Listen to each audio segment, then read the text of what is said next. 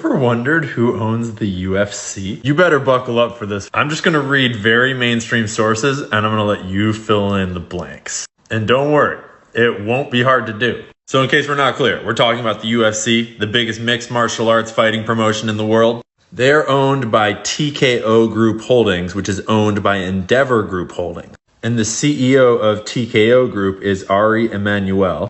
And he is also the CEO of Endeavor, the bigger company, along with Patrick Whitesell, the executive chairman. But I guess his name is probably pronounced Ari Emanuel because it's Jewish, not Mexican. His father, Jerusalem-born Benjamin Emanuel, was a pediatrician who was in the Irgun, a Zionist paramilitary group that operated in mandatory Palestine during the 30s and 40s. And just to clarify, paramilitary group means terrorist organization. And just to clarify, that is not my definition or Hamas's definition or Palestinians' definitions. That is literally the Israeli government's definition. In 1948, they outlawed the Irgun and Lehi groups, declaring them terrorist organizations. Basically, everyone inside and outside of Jewish worlds called them terrorists and strongly condemned them. Here's a list of the bombings that they were responsible for. So anyways, his dad was a Zionist terrorist from back when Israel was being formed. And now he runs the UFC. Well, he owns the UFC. Dana White runs it. But that is just the start of this. Because he has two brothers.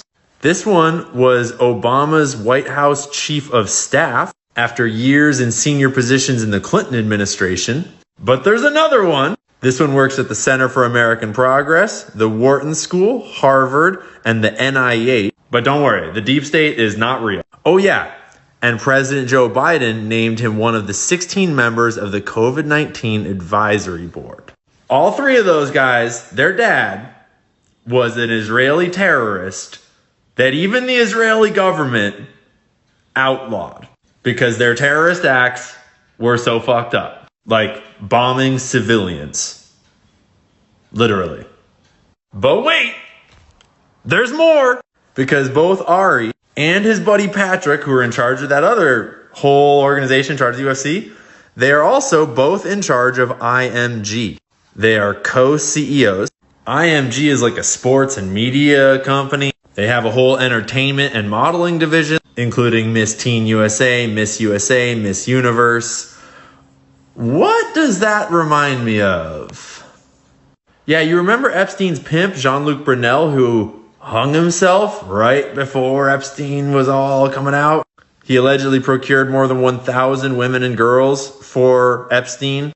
One of IMG's top representatives described him as a coked out misogynistic pig from day one. Whew! Thank goodness. I'm glad that IMG is not involved with Jeffrey Epstein. Oh, except for this article where a bunch of survivors told their stories, and this one said that she worked for IMG.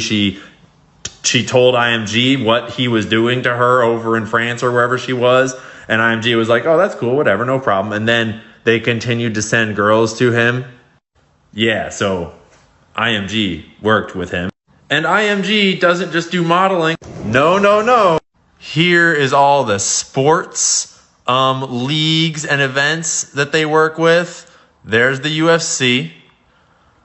They do modeling, consulting, events, like the Premier League, the highest level of English football, like the PGA of America, like the United States Tennis Association. They've got figure skating. They got motorsports. Shit, they've even got the world's strongest man in the US Open of surfing. Are you getting the picture yet? These three brothers, whose dad was a Zionist terrorist, have been top dogs at the Clinton White House, the Obama White House, the Biden COVID response. They control the UFC, a huge amount of the modeling industry, a huge amount of the tennis, golf, all sorts of sports, soccer, rugby. There are quite literal ties to Epstein. And don't get me wrong, I love MMA. I love watching the UFC. But just think about culture. Think about gladiators. Think about Rome. Think about all the other industries we've recently learned have weird ties to sexual blackmail rings. Think about modeling. Think about how young boys and girls grow up in America. And if you're on TikTok, think about downloading this video right now, because it's not going to last very long. And when